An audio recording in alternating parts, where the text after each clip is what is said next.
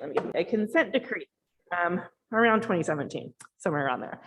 And it's a pretty strict consent decree, but basically it says that anything that's publicly available on our website or any related website, so Canvas, which is our LMS, has to be accessible. The other thing that this has meant is that our university has provided a lot of accessibility training. We're all required to go through a basic level of accessibility training every year now, every year. So Elena and I, we've really gotten into accessibility. We've just learned it's easiest if you just like make it something you do like every time you're starting a Word document or whatever. So we've learned a lot about it. We've also had to do remediation of documents, and oh my God, that's a nightmare. And the biggest thing for us is we've really been wanting to get an OER program going at our university. But the question I always get is, well, are they accessible?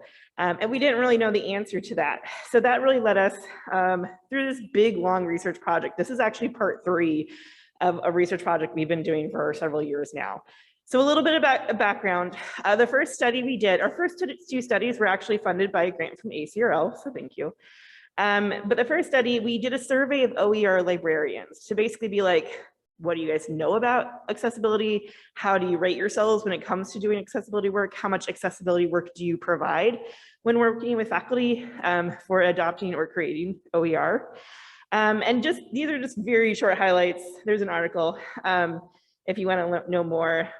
So basically, librarians do know about at least some accessibility. We found about 43%, or I'm sorry, most of them were somewhat confident with accessibility. So like, they're like, okay, we know what you're talking about. We do work some of the times, but we're not super confident. It's not something we do all the time, which makes sense. 11% rated themselves as highly experienced with accessibility. 43%, so they always consider accessibility when helping faculty choose and adapt OER, which was great. And then we had 39% who said they sometimes do, which is certainly better than never, but we definitely want to get sometimes to always, because we didn't really ask what they meant by sometimes, like, is it like I did it once, or I mostly do it? So we definitely want to get that to all the time. And then we have the second study, which really led to the third study. So basically we selected a sample of about 355 open textbooks from the SUNY Geneseo Oasis, the metadata crawler. And we took WCAG, and if you're not familiar with WCAG, it's the Web Content Accessibility Guidelines. It's not like there's no legal standard requiring us to use WCAG. It's just become the most accepted guidance out there. And we took WCAG, we made a modified rubric based off of WCAG. We were really only interested in the content of an OER underneath an author's control. So there's been some studies done on authoring platforms and hosting platforms to see if the platforms themselves are accessible. We were interested in the content. So it was a kind of a modified rubric. When we went through and we evaluated the textbooks, we tracked things like file formats. If you've ever had to deal with PDFs and accessibility, they are a nightmare. So we had a feeling PDFs were not going to do well. And we were right. So unfortunately, only 2 books out of 355 had no accessibility issues.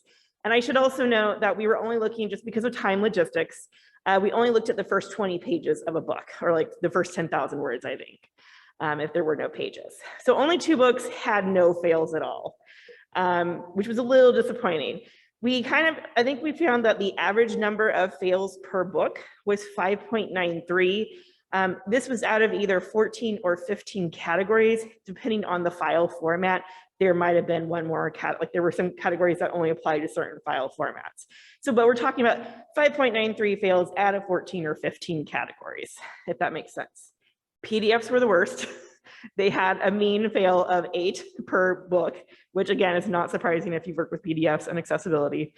And the most common fail points we found, alternative text, so providing a text for images, either there was nothing or they just kind of relied on whatever the computer filled in, which is often just the file name, which could be maybe just like a bunch of random numbers.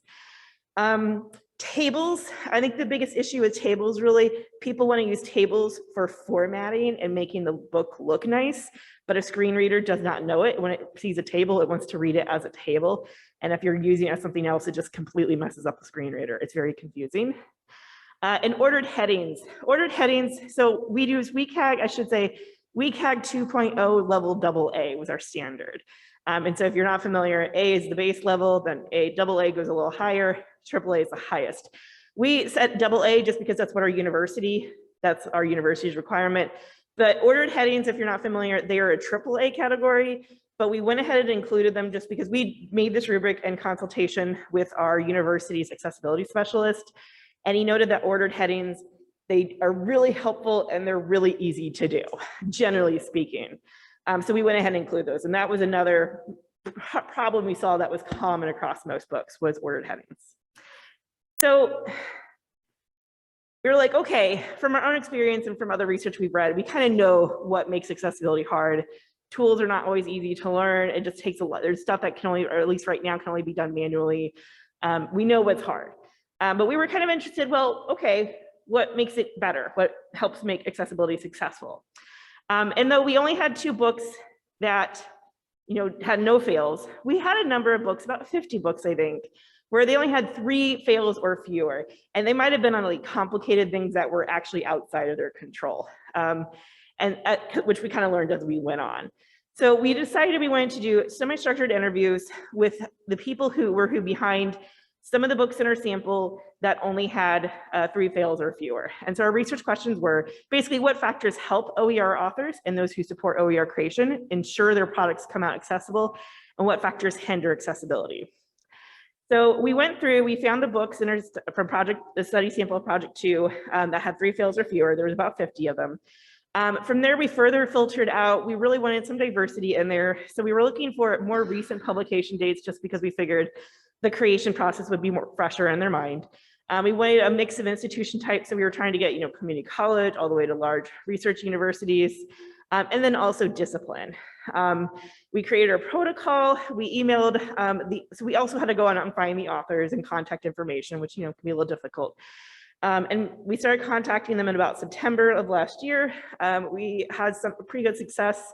And then through them, they often suggested, oh, well, so-and-so is also involved. They did a lot of this work. They should be interviewed as well, which was great. So we conducted our interviews in October and November of 2021.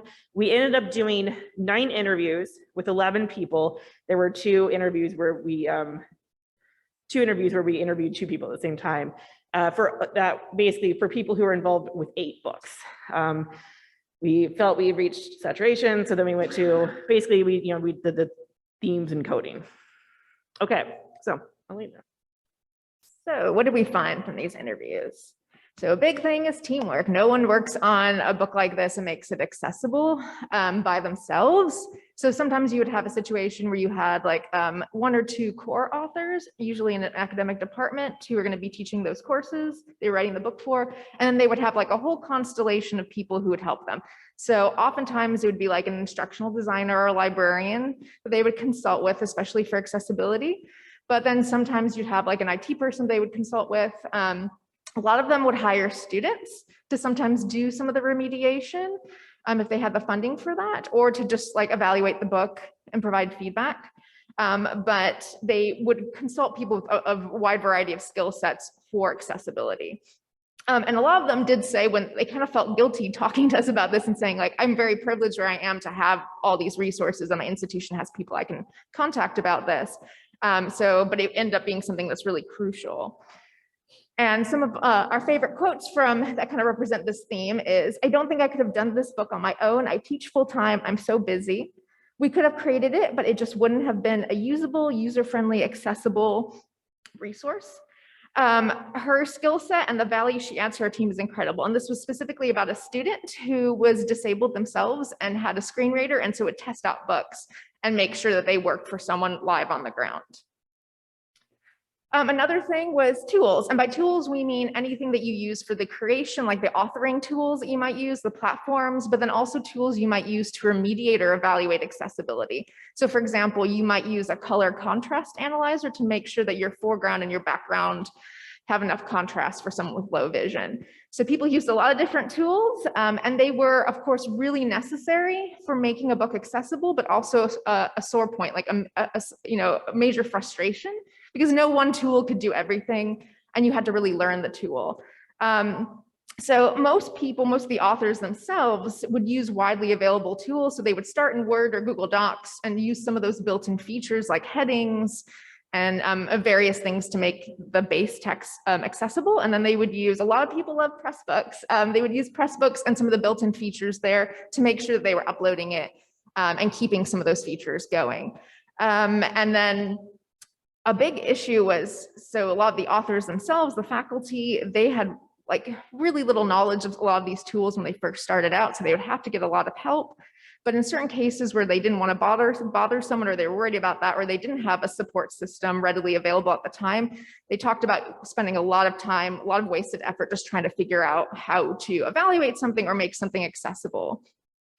And some of the people who we talked to who are more of the supporters, like the librarians or instructional designers, they lamented not having like a one and done tool that they could just say, use this and it will solve all your accessibility problems. Because right now it's still in the works to have tools that really do everything or do a huge portion of the remediation for you or tell you if something is accessible. And so that kind of is a frustration too, is that you have to learn all these different tools. And some of these quotes, there were times that I wanted to throw the computer at this thing. Why am I getting this flag? Why is it not accessible? It's always been tricky with recommending tools to faculty because there isn't that magical click a button here and it'll tell on Pressbooks whether your book is good to go or not. A lot of this is really complicated technology work to make sure that something is accessible, and you have to do manual checks. You can't just depend on technology. And then the next two sort of themes are more like some of the common things that help to make their books accessible, and then also some of the things that hindered accessibility. So we'll start with the good news first. So obviously good project management and planning. So if people at the very beginning, when they were starting their OER project, starting their writing, if they thought about accessibility and planned for doing it, they had a much easier time. So they built in that time from the beginning. Financial support, which didn't surprise us and probably won't surprise you. So like institutions who had librarians or instructional designers or someone who was there to help and support authors through the accessibility process was really important. But some of them also had grants from government or private funders, and sometimes those people could help too. So like, for example, the Rebus Foundation, some of their people would be able to help the authors. And usually they spent this money on staff and tools. Another thing was supportive institutional culture. So an institution that makes accessibility a priority and that offers training and support, but then sometimes just being open to providing professional development for that faculty member if they needed it. And also a few of our authors that we talked to said that being an institution that really valued teaching and making sure that things are accessible because they want it to be accessible for students also made it easier to work on an OER, make it accessible. And then two other things, modest, realistic expectations. So, you might want to do this perfect book that has all these wonderful, complicated accessibility goals. So like having tables everywhere and graphs that you have to kind of write alternative text for. But oftentimes people would run out of time. So if they had I need to have like a must-have list and a like-to-have, focusing on doing the most important things and kind of being open to dropping some of the things that were a bit more complicated and doing alternatives. And then of course, the support of the wider OER community. So if they didn't have someone that they can consult with at their campus all the time, they might troubleshoot with someone else in a different part of the community for help. And a few of our quotes. Once you can pay staff, then you can do it. We had a must-have and we had a like-to-have list. And there are various kinds of resources, including training workshops and manuals and guides. The institution has invested in ways for people to learn these things. I think one of the things that's so beneficial is the nature of open is that we share. And that was someone who was really happy about learning that the open community was truly open. In terms of barriers, on the flip side of the whole having people to talk to teamwork, it's staffing. Either lacking the funding to hire someone to do some of the work or to have people at your institution that you can go to and ask questions of. And then another thing that came up is in the teams themselves. So they would often have content creators and just other people who are working on the OER who were in short-term positions or were students who would graduate, or a faculty member on the team would leave for another institution, and that became sort of a problem as well. Time, everyone is busy, so they're spread thin. And sometimes deadlines were external. So a new semester of a class is about to start and they would need the OER then, or they had a specific grant timeline they had to follow. And so time became really constrained. And obviously, if you're not familiar with doing accessibility, you're gonna have to learn all these things or get help, and that was gonna cut into your time. Another issue is long-term maintenance. So you make it, but that doesn't mean it just is fine to go. You have to make sure you're updating it. And as formats change too, there are updates to different tools as well. You might have to do some more remediation of your own work later down the line. And so who is in charge of that? Is it, if it's like the library publishing arm, is it an instructional designer you work with? Is it the department? If a faculty member left, who's responsible for doing that maintenance? And then another thing that came up is discipline-specific content. So for example, we had people who were wanting to do math equations, and making those accessible can be really difficult. Or someone who is in linguistics and linguistics notation, there's no best practices out there for how to do linguistic notation that is accessible to someone who's using a screen reader. So these people had to really reach out to maybe some of their disciplinary friends and try to troubleshoot and come up with best practices on their own. And that was a big time sink and struggle for them. And some quotes for barriers. There are some limitations there simply because we don't have anyone full-time dedicated to this. So again, the staffing issue. But we were just racing against the clock, and so you have to say no to some things. So having really good must-haves and like-to-haves is important. So what does this all mean? So to us, we were kind of thinking what are some recommendations we can give people? And I know this isn't always possible, especially if you lack funding like most of us do, but institutions, if they can, should hire staff, have a robust library publishing arm with someone who knows how to do accessibility. And also to fund faculty who are interested in learning about some of these ways to make their books accessible so they have that training. And then also just us as OER professionals and advocates should really, this is already happening. So platforms and tools are getting better and having built-in features that people can use that are really easy for someone who's not familiar with accessibility, that will prompt them to do things that make their book accessible. So just continuing to push for this and develop this is really important going forward. And then if you have would-be authors that you're working with and they're worried about accessibility, just kind of good project management skills are important again, like building in time for accessibility, thinking about it at the beginning of a project, figuring out who's going to do it, what tools you have accessible to you, and where you can go to learn about some of the things that are going to be a problem. And then, of course, for people who don't have at their institution someone who's an accessibility expert or a host of people who are, just creating tools, if you do that yourself, like if you have a guide, like BC Campus, for example, has an accessibility guide. I think Affordable Learning Georgia is doing really great things. Just sharing those resources more widely across the community so that authors who are just kind of looking for help will have some outside sources if they don't have anyone at their campus that can help them. So that's all we have. And I guess we're going to go into Q&A now.